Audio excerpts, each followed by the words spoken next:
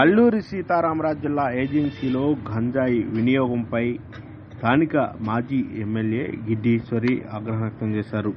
ఏజెన్సీలో ఉన్న పాఠశాలలో, కళాశాలలో గంజాయి వినియోగిస్తున్నారు అనే ఆరోపణలపై ఆమె స్పందించారు. దీనిపై ఇప్పటికే జిల్లా కలెక్టర్ దినేష్ కుమార్తో పాటు పిఓ అభిషేక్కి ఫిర్యాదు చేశారు.